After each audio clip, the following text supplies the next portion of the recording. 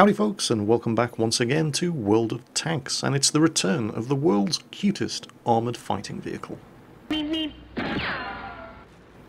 That small but perfectly formed example of German engineering, the Panzer II Luchs, and it's driven for us today by Eagle Watchers, who has managed to get himself into the kind of match that Panzer II Luchs drivers lie awake at night dreaming about. It's a tier 4 game. He's gonna have some fun here. You can see that he's got his Luchs set up as a scout with a camera and binoculars, and initially he finds it very hard to resist the urge of doing what you normally do when you're a scout, popping up to a very aggressive forward spotting position here on Derpenberg and just lighting up enemy tanks for the rest of his team. Of course, it's a tier 4 match. You're one of the most powerful tanks on your team, so, well, he doesn't hang around in this kind of situation for too long before he starts getting stuck in. Enemy Panzer 38 NA comes over the top here, pops up, empties his magazine into him. There's his first kill. That wasn't difficult, was it? Doesn't run away too far while he's reloading, immediately throws himself back into the fight, sneaks an opportunity kill there on a Cruiser 3, and then pumps the remainder of the shots in his 30mm autocannon at a sneaky little Marder 2. He drives off, laughing his cute little German ass off, and very nearly gets himself killed by that Locust, who, if he'd been a little bit more aggressive, could have given him some serious problems. But he doesn't, so he repairs his tracks, reloads his magazine, and kills him. Because why not? While he's reloading, he goes looking for the Marder, who takes a hit from the M5 Stuart, then kills him, and then the Chiha finishes the Marder off. He's now been spotted by the dead Marder, so he keeps moving, while looking for the enemy artillery. It doesn't take long before he spots a Matilda in the enemy cap circle, who appears to be AFK. He doesn't look like he's actually moved from the starting position. However, he ignores him because he spots the threat from the enemy Panzer B2 platoon, who between them have 5 kills and are pushing on his own flag. The flag is defended by an Su-85B and a Marder 2 on the ridgeline up there, with 2 very capable tank destroyers in a position to shoot up these 2 B2s, who now, by the way, have 6 kills between them. He decides to not directly engage them and instead takes up a spotting position, putting his camo net and binoculars to work. He can't resist the opportunity to kill this Chiha who's sneaking around the side, and of course firing his gun gives his position away. He takes a hit from one of the B2s, and artillery starts doing their level best to try to kill him. He waits until he's not spotted anymore, and resumes his spotting position in the bush, lights up both of the B2s. Unfortunately, the tank destroyers with him, and there's now only 4 of them left against 7 of the enemies, are having a hard time actually hitting these guys, and he's spotted that there is a Cruiser 2 attempting to make it across the centre of the field. An Su-76 up further to the north abandons his position and starts heading down south. He's keeping his eyes open for anything trying to sneak across the middle of that field, takes a speculative shot at one of the B2s, but he's just too slow on the trigger to get the kill ahead of the Marder, so he has to satisfy himself with murdering the Cruiser 2 as he tries to push across the field. Dodges further artillery fire. The surviving B2, however, has 5 kills. This guy needs to die, and sometimes a Luchs has just got to do what a Luchs has got to do. Empties his magazine into him, reverses around the side of the building, dodging the artillery fire, waits for the reload. Suddenly, a wild Su-76 appears, neatly distracting the B2 and allowing him to kill him. With his work complete, he hauls his cute little German ass back up to the north and gets spotted while crossing the middle of the field here. He doesn't know exactly who spotted him, possibly the FCM-36 PzKpfw, who has a very, very good view range. He notifies the rest of the team. Enemy tank, this location, pings the map. And as he's once again looking for the artillery, that's when things take a sudden turn for the worse down south. It's the Matilda. He's not actually AFK. And it's not just the Matilda, he's brought the artillery with him. Their Su-76 gets taken out by the Ninja FCM PzKpfw, and then he does it again and kills their Su-26. This guy still hasn't been detected the entire game. The Marder's under a lot of pressure. Eagle Watchers comes up behind the M7, gives him a dose of surprise butt sex just in time for the Marder to die, and while he's reloading, he kills the Matilda. He's now the last tank left on his team. Artillery still trying to kill him. Where's that FCM PzKpfw? He's got to be around here somewhere. He just nailed the Su-76 and the Su-26. It's a very stealthy tank destroyer with a very good gun and a very good view range, and unless he does something monumentally stupid like driving through the cap circle, and giving his position away. He could have made life very, very difficult for Eagle Watchers in his looks, but he didn't. He's dead, and now on 9 kills, Eagle Watchers just has to find and kill the remaining enemy artillery in order to earn himself a Pool's Medal.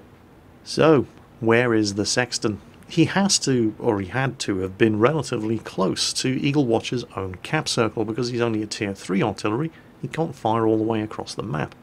And I suspect that Eagle Watchers was thinking, well, he is artillery, he's the last one left alive on his team, let's head for the corner of fail up at the top end of Erlenberg, in case he's trying to drown himself. But credit where credit's due, the Sexton was trying to go out fighting. There wasn't really a lot the Sexton could do under these circumstances. He's never going to spot the Luchs before the Luchs spots him, and he was close to their flag in the first place, so he is trying to cap, but, well, it's just not going to happen, is it? There is no concealment in the cap circle. He's going to be wide open and visible from a country mile away. Eagle Watchers can just take his time. He hasn't been spotted. And, yeah. 10 kills, Pool's Medal, Panzer II Luchs. What? It's 10 kills. I mean, come on. What's that? Oh, it was only a tier 4 game.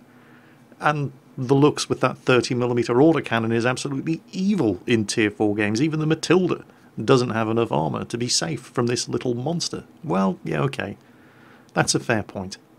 How about a tier 7 game? This is Lucky Fool, and he's driving his Luchs in a tier 7 match. You may notice that there were a couple of strange British tier 7 heavy tanks in this match. The FV201. What the heck is that, Jingles? Well, if you're on the EU server, that's a very good question, because it's not available on the EU server yet. If you're on the North American, Russian, or Southeast Asian servers, however, you've probably been seeing a lot of these tanks lately. In order to unlock these things for rental, you have to complete a personal mission, which involves earning at least 15,000 experience every day you log into World of Tanks. Each time you complete that personal mission, you unlock a key. Collect 45 keys and you can rent the FV201 for 8 days, as well as getting a free Mark II vertical stabilizer. If you want to keep the tank, then using the rented FV201, over the period of the 8-day rental, you have to kill 200 enemy tanks and earn 200,000 experience. Or you can just buy it.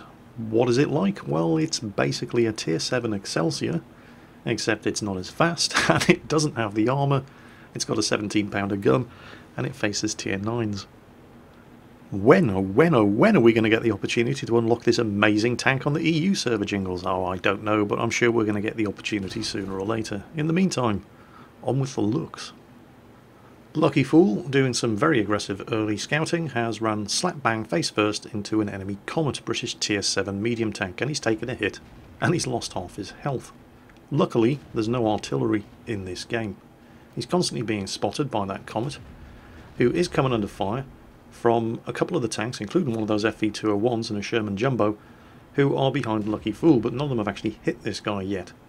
And the Comet is putting some pretty accurate return fire in. Comet very, very good at working ridge lines. It's not quite a Centurion with the troll gun mantlet that the Centurion has, but it's, well, it's not bad for tier 7.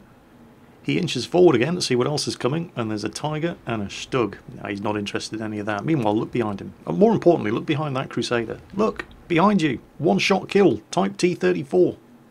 Pay attention to your map. No, it's not going to happen. Looks like this Type T-34 has taken engine damage or lost his driver. And, well, whatever.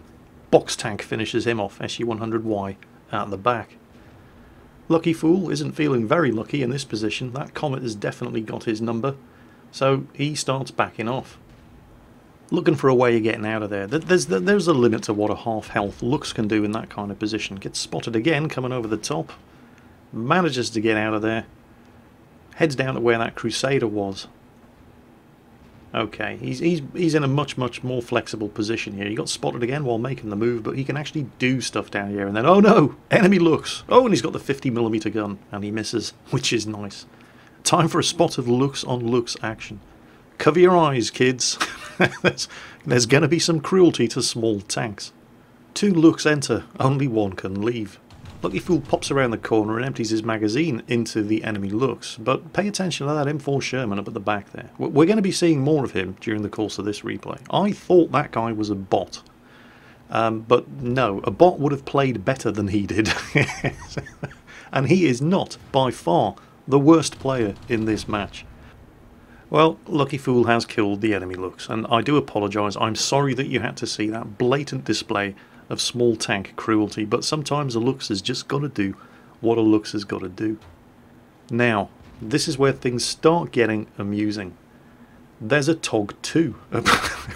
TOG 2, which has managed to drive right past that M4 Sherman without him batting an eyelid, nailed a tank destroyer, and is about to start capping. Hey, Sherman, do you want to shoot this guy? No? Fine, I'll do it myself. The Sherman at no point turns around and gets a killing blow on this TOG. I mean, this is why I know he wasn't a bot. A bot, the second this TOG got spotted, the turret would have turned around and he would have started shooting, but he's still firmly focused on what's in front of him. And this poor TOG. Look at this. Hey you, stay still. And he's got him. But the fun doesn't end there. Oh no, the best is yet to come. No, really. I mean, that was amusing. But just wait until you see what he does to the Tiger on the enemy team. There he is. Settle back, put your feet up, get the popcorn out, and prepare to be entertained. Because this, you see something like this happen 1 in 100 games. I mean, I know people say, oh god, the average World of Tanks player is a brain-dead shitter. They don't have the sense they were born with. But seriously, hardly anybody is as bad as this. This just made my day when I saw it.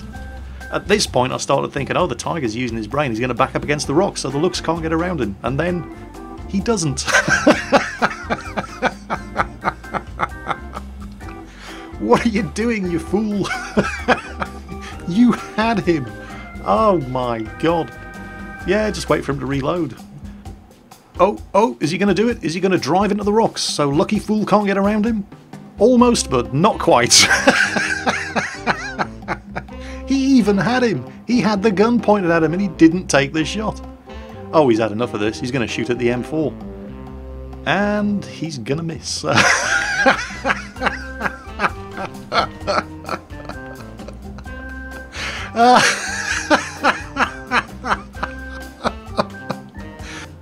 I'm sitting here laughing like an idiot. And this is the 3rd time I've seen it. What was that idiot doing? Oh, that was awesome. And the comments in chat from the dead tanks on his team just make it even funnier. They're laughing as much as I was. Oh, that was unbelievable. Oh no, a Tiger P. Who missed?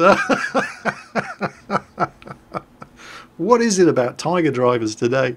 Well, this match is just about over. There's a Black Prince capping. The Tiger P down there has already fired out and missed Lucky Fool once. Can he make it 2 for 2? He takes careful aim and dunks his shot right into the rocks in front of him. Can he go 3 for 3 and miss him a 3rd time as Lucky Fool is farming even more damage on dumbass heavy tank drivers?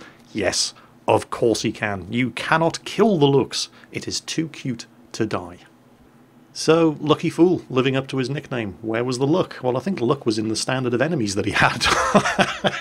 It's just, why do I never get players like that in the enemy team when I'm playing World of Tanks? Well, I probably do, but there's other people on my team are the ones killing them. Where I'm going up against the guys who actually know what they're doing.